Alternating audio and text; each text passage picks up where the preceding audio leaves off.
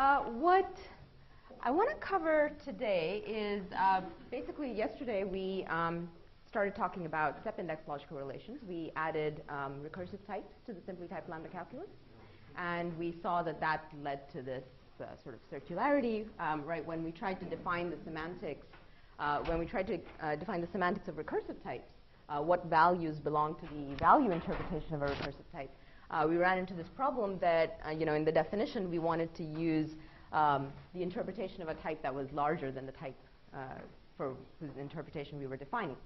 Okay, and we saw how step indexing lets you, basically gives you an induction metric. So that you can define the logical relation by induction on the number of steps and a nested induction on types, if you will. And then we were sort of going through and editing our definitions and talking about it. And so I want to finish doing that. So some of these have the step indices on them, and the ones that we hadn't gotten to, I've left as they were on the board yesterday. Okay? Let me just push the other board up.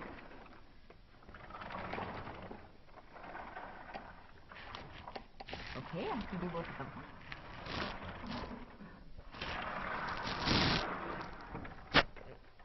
Okay.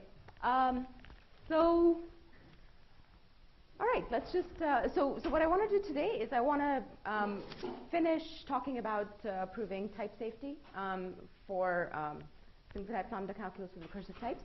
And then we'll move on to how you use logical relations to prove observational equivalence. Okay, so that's the plan for today. And we'll add polymorphism and existential types and so on to our language and see what happens there. All right. Okay, so just to quickly go through what we had yesterday.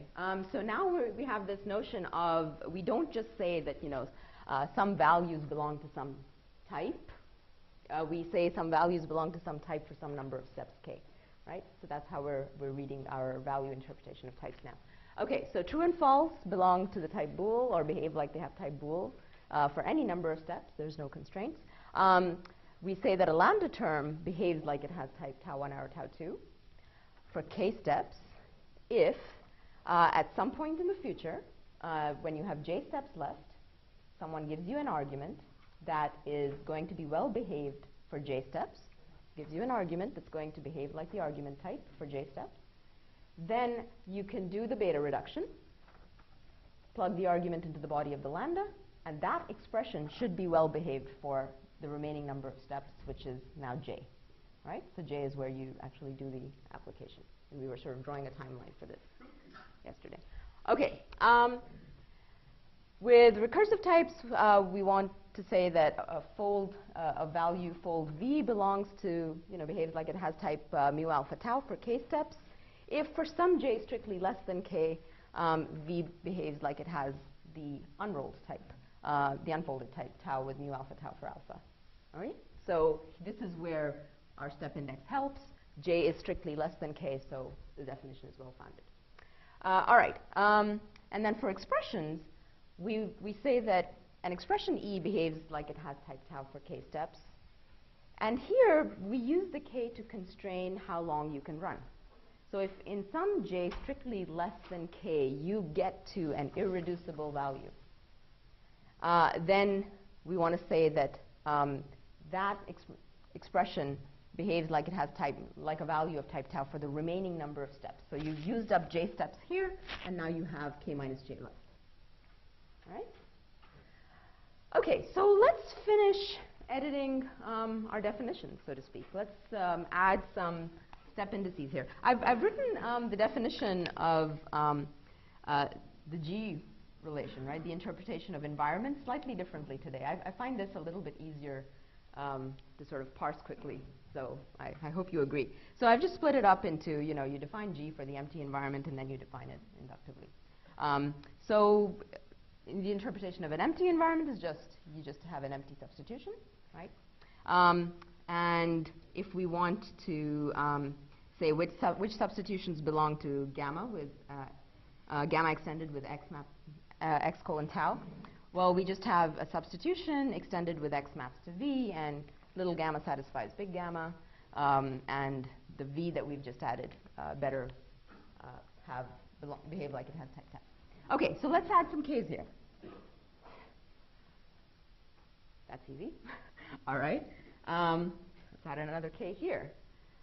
So that's pretty easy too. We just say that this substitution behaves like this in, gamma with x colon tau, if little gamma satisfies big gamma for k steps, and if the value v behaves like it has type tau for k steps. Right, so that's a pretty straightforward lifting of that notion up. Yes?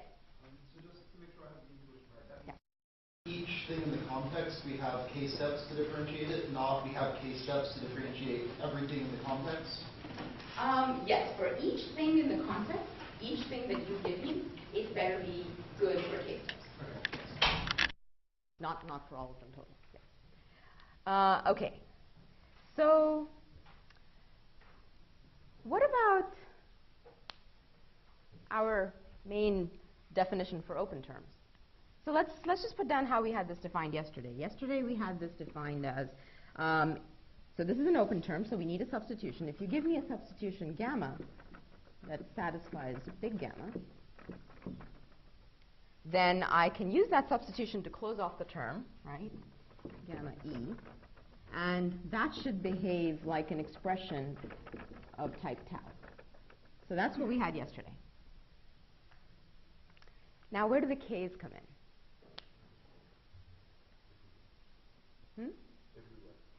Everywhere, right, in a sense, right? Okay. So what we want to say is we want this top-level judgment to really mean that E semantically behaves like it has type tau. So what we want to say is that for all k, sorry, need a bit more room here. For all k greater than or equal to 0, and for all substitutions, little gamma, that satisfy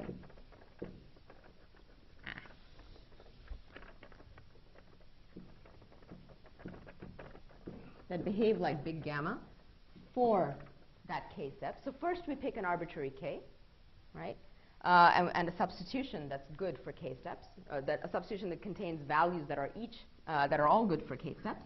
And then we use gamma to close off E, and we say that the closed expression behaves like it has type tau for k steps. Okay, so what happens is you sort of constantly work at some level of approximation, but since you sort of show this or prove this for all k, that tells you that yes, in the limit, E actually behaves like it has type tau. Okay, you want to get that? Okay, so the lemma that we were, so we talked about proving type safety and how it just follows as a corollary of the fundamental property of this logical relation, right? And the fundamental property just says that if E is well typed, then E semantically behaves like it has type tau under gamma, right? That's the thing that we wanted to prove. Okay, so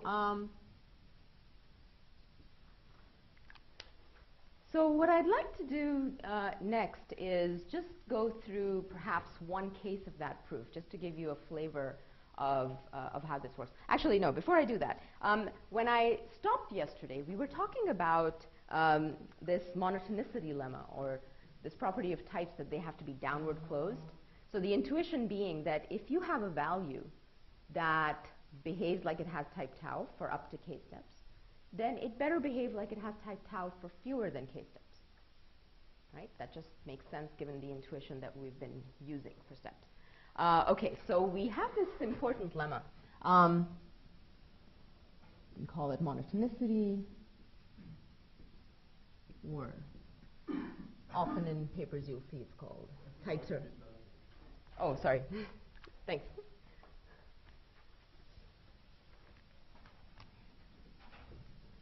Better?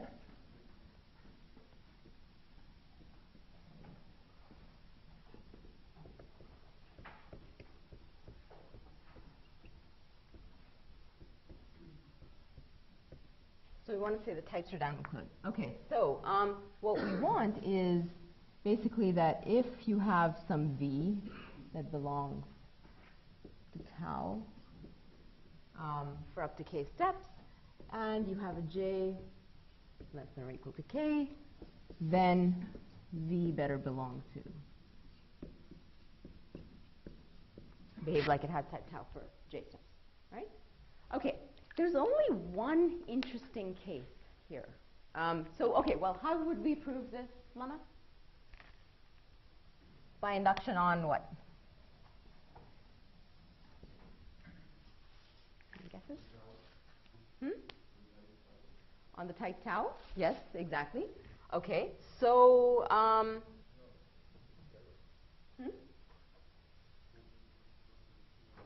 Say that again?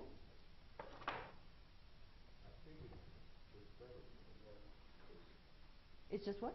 I mean, everything is quantified over 4j less than k. So obviously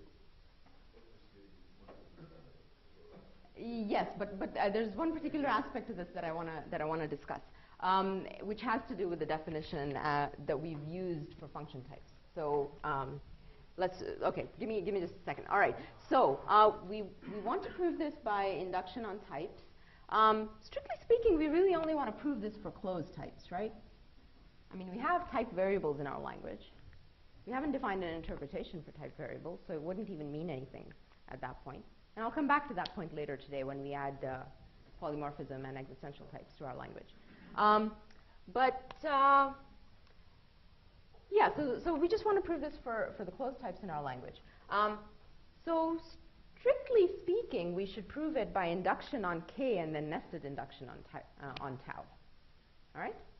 Base case is easy. At 0, every one of these, all three of these, we're going to be able to prove that these sets are downward closed.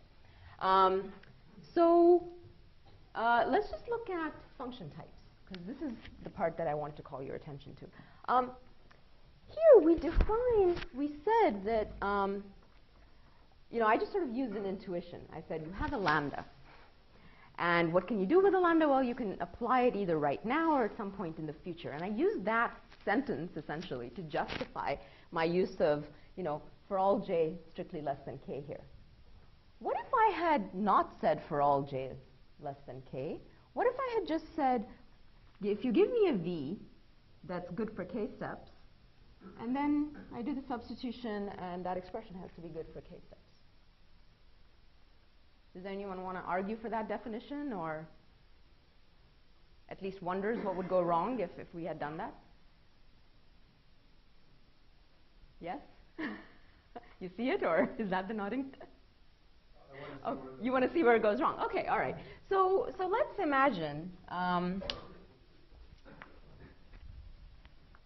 Let's imagine that this isn't here and that this is okay. All right. Okay. This is where it goes wrong. All right. So let's try to prove. Let's assume. So suppose that v belongs to the interpretation of tau 1 over tau 2. All right. That means that v must be a lambda. So let me just actually change it to a lambda right now. Lambda x colon tau 1 dot e. Okay. So what we have to do is we have a j that is less than or equal to k, and we have to show that our lambda term belongs to vj tau 1 arrow tau 2. Okay? All right. So in order to show this, what do we have to do? Well, we have to say, give me a value that's good for now our j steps, right? So we get to say, suppose I have some argument, and it belongs to vj tau 1. Now I'm required to show that e with v for x, it belongs to type tau 2 for j steps. Okay. Now, this is the fact we have starting out. Obviously, we're going to have to use it. So let's see if we can use it. Well, in order to use it, that says that if you can give me a value that's good for k steps, then you can conclude something about the expression e with v for x. Now, the only value we have is this v right here, and it's good for j steps. j is less than k. So it's definitely not good for k steps. So we can't use it here. Right? We need to show, we need a value that's good for k steps, but we only have one that's good for fewer steps. You see that? And this has to do with this sort of, the usual thing with functions, this contravariant occurrence. Okay, so if we switch back to our other definition,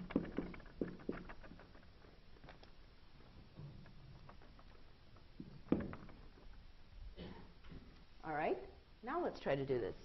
So again, we get to this point in the proof, and now we want to use the fact that we have that our lambda term behaves like it has type tau 1 or tau 2 for k steps.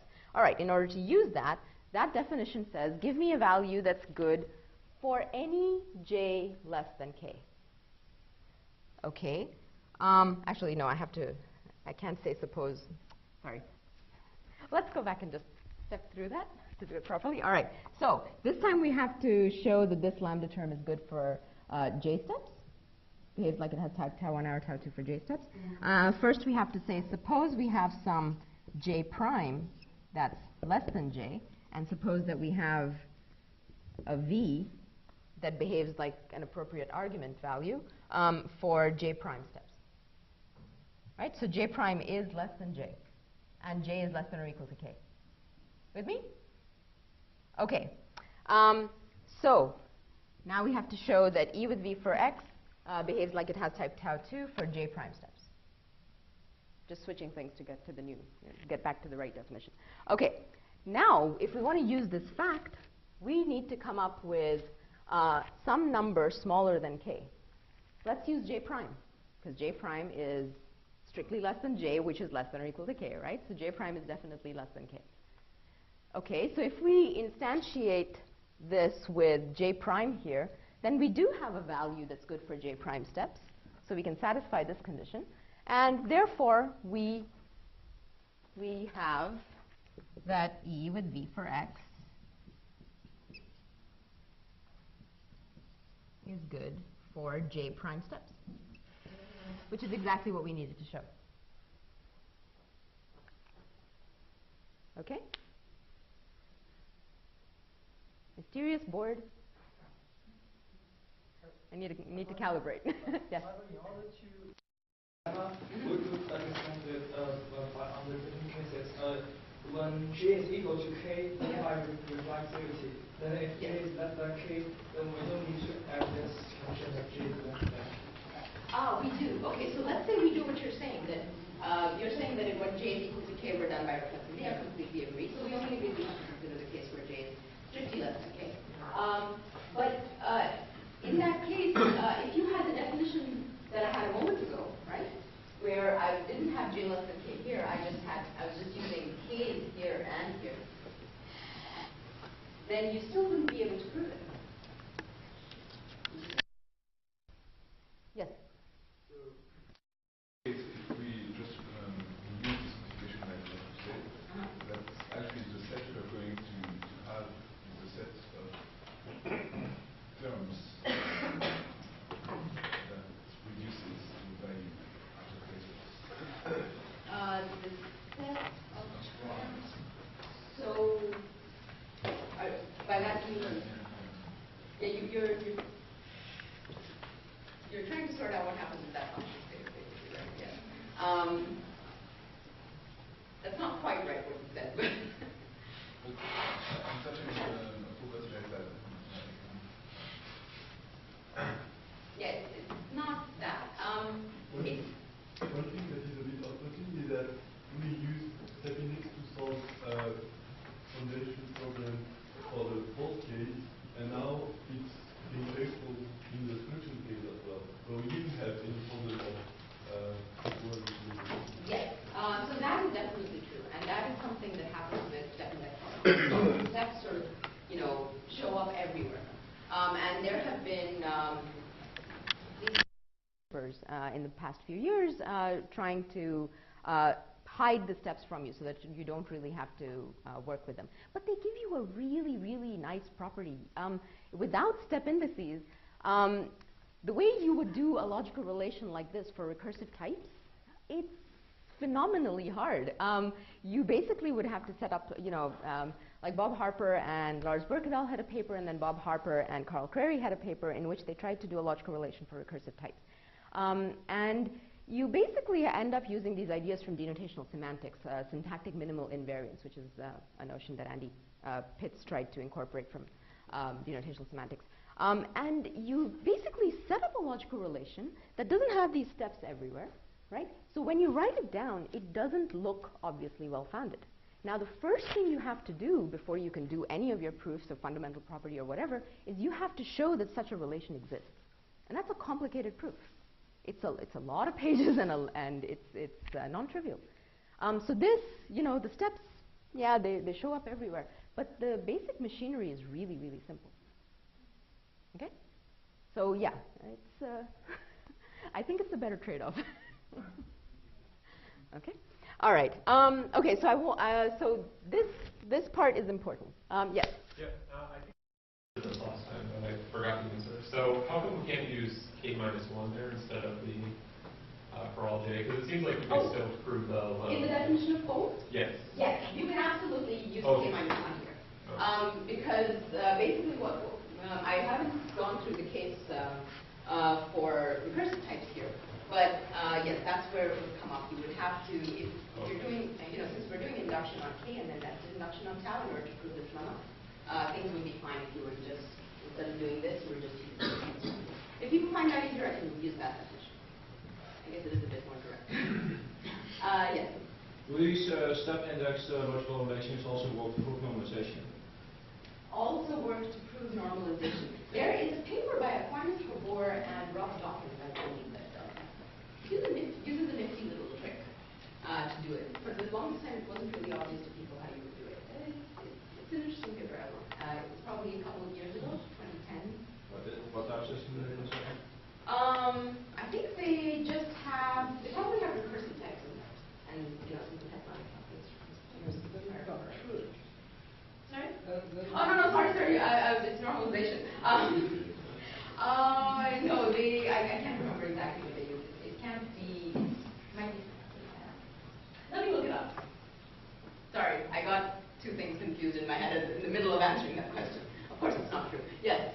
What do you exactly mean by like something is good for a K step? Why is it not true that if something is good for a K-1 step, then it's also good for K steps? If something is good for k-1 steps, then it's not good for k steps. Because that would mean, so the whole thing that we're doing, the whole intuition that we're using in defining the interpretation is that this value, any value, behaves like it has type tau for up to k steps. And after k steps, you have no guarantees whatsoever.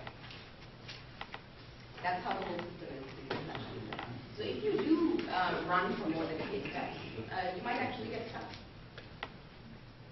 Okay, so we're defining the notion of approximations. We're using the k to define approximation. So basically at step level 0, we start off with a really big set of terms that we think belong to this type or intend to X. All right? And as we take more and more steps, that's the intuition. As you take more and more steps, you cut down that set until, up to the limit, infinity, you have the exact set that you wanted. Okay. So in the limit, only the expressions that actually have that type will be left in the set. Yes? So will it work if we replace in the definition for K of one row, if we replace EJ by EK-1? If we replace in the definition of sorry? EK of one row. Okay. If we replace EK with EJ by EK-1. no. Because, again, the intuition is, right, at some point in the future you're given this, and then for however many steps you have left, you have to show that this expression behaves properly. Right, and this is connected to what we were just saying, that we can't use, in this definition, we just have to say, we have to write down the definition so that it says, intuitively, that, the lambda may not be applied right now, it might be applied at some point in the future. And if you try to do something else here, rather than use an arbitrary j that's less than k, then you won't be able to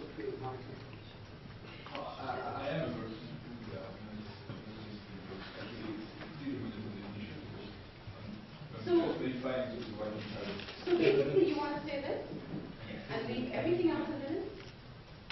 No, that doesn't make sense. I'm sure I could give you a counterexample. Identity function, you give it something, right.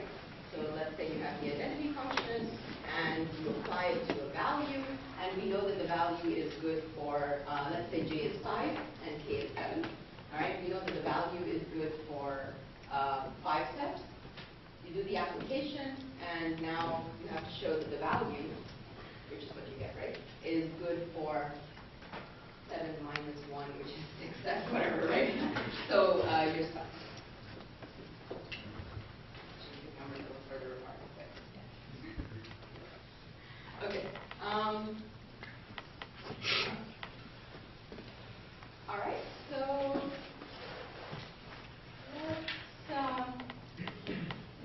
let's do just one case of this proof. I'm not going to do the trivial cases. Application are pretty interesting for step index logical relations, but we've already covered lambda, yesterday in the simply typed setting, so I don't want to go there again. Let's do unfold. I think it'll just be interesting to see how the proof goes. Okay, so of course it's by induction on this derivation, right? So the case that we're considering is where you have unfold E. It has type tau with mu alpha tau for alpha, and we know that E has type mu alpha tau. Okay, what we have to show is that unfold E semantically behaves like it has type tau with mu alpha tau for alpha. Sorry, it got squished over there. Okay, so we have to show that unfold E behaves like that unfolded type. So let's take a look at what we have to show. Basically, we have to pick an arbitrary k.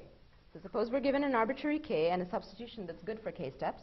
Then we have to show that if we close off our unfold expression, it behaves like it has the appropriate type. So suppose we have a k and we have a substitution that's good for k steps. We have to show, let me put that here, we have to show that gamma applied to unfold E behaves like it has type tau with mu alpha tau for alpha for k steps. Right? Okay, I'm going to do my usual substitution, push the substitution in thing as a first step, but I'll just erase this and do it right here.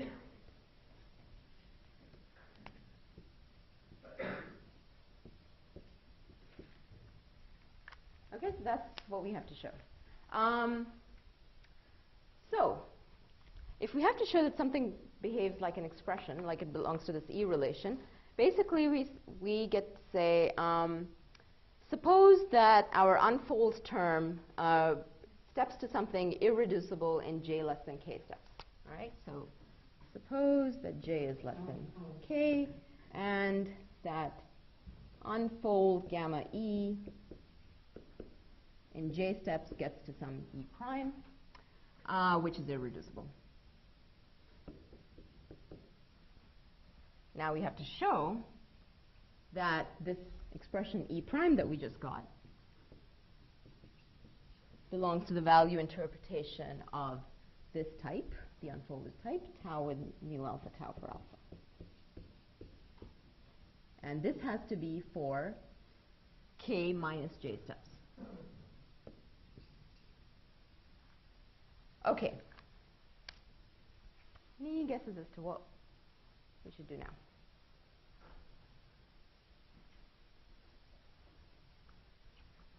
So we know that the unfold expression steps to something irreducible, right? So let's examine what happens using our operational semantics. What must have happened? So by the operational semantics, it must be the case that this gamma E must have reduced to something irreducible, right? By the operational semantics, it must be that gamma E in some, let's say, J1 steps stepped to some E1, and E1 is irreducible. Okay?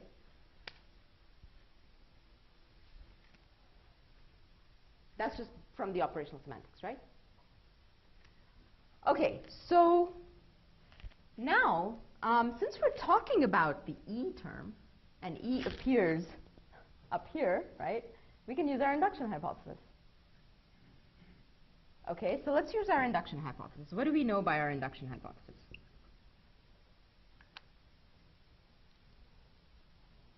That E semantically behaves like it has type mu alpha tau, right?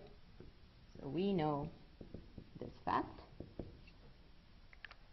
If we know this fact and we want to use it, what do we have to do? Well, we have to basically instantiate this thing with a k and a substitution, right? We have a substitution that's good for k steps, right? Our little gamma. So let's just pick the same k and the same gamma, the same k that we started out with and the same gamma, all right? And if we do that, instantiate with k and gamma, therefore we get that gamma E behaves like something of type mu alpha tau for k steps.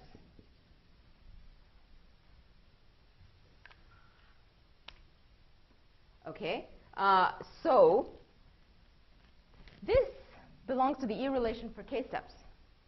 The E relation says that if you can reduce this to something irreducible, then that thing must be in the value relation, right? So what can we do? So we know gamma E reduces to E1, and which is irreducible. So let's just use that. So we'll instantiate this definition with J1. J1 is, by the way, here J1 has to be less than or equal to J, right? Let me write that down. Okay, so instantiate this with J1. We already know that this expression evaluates to something irreducible in J1 steps. All right, therefore, just unfolding this definition, we know that our E1 belongs to V of mu alpha tau for how many steps? K minus J1, exactly. Oh, now it's going to get small. K minus J1. Okay. All right, so we know this. So basically we know that this is a value, right? If we know that E1 belongs to V of mu alpha tau, if we know that something belongs to V of mu alpha tau, we know that that something has to be a fold. Right? Okay, so therefore it must be the case that E1 has the form, let's call it fold V1. All right, and we know that fold V1 belongs to this set. Behaves like it has a recursive type. Okay, so if, out of space now, let's move here. So let's just go back and look at the bits where we were reducing things. So we were reducing something here and here. Basically, this is still what we need to show, right? That this E prime that the unfold expression evaluates to, or steps to, belongs to this unfolded type. Okay, so let's go back, and now we know that the unfold gamma E, it stepped to unfold of unfold E1, right? Because gamma E evaluated to E1, and we know that E1 is actually fold V1. So that must have happened in J1 steps. Now we can take one more step, and we get to V1. The top one is actually in J1 steps, right? Because the top one is just where this expression in J1 steps reduces to this, which is this bit here. Gamma E in J1 steps reduces to E1, and later we concluded that the E1 must be a value of the form fold V1. So that's all I'm doing here. Okay? All right. So So we know that this unfold expression evaluates to this value in j1 plus 1 steps. So therefore, another thing that we know is that j is equal to j1 plus 1. Just for our sanity, let's write that on the side. Okay, so now what do we have to show? Well, we wanted to show that the expression, the irreducible thing that the unfold term reduces to belongs to that, which is v1, right? E prime is v1. Okay, so therefore, now, to finish our proof, we just need to show that v1 belongs to v of k minus j. I'm just reading off of this line here. Belongs to tau with mu alpha tau for alpha. Okay? All right. How can we show that? What's on the board that might help us in our assumptions over there, or?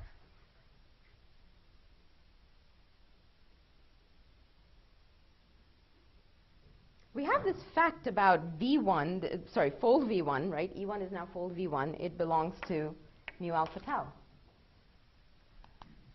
So we have that fold V1 belongs to mu alpha tau for k minus j1 steps. And we want to show this. Let's go look at the definition of fold, recursive types. Well, that says that for all j less than k, v belongs to this. So do we have a number less than k that we want to use here? Right. So let's just instantiate this definition with k minus j. And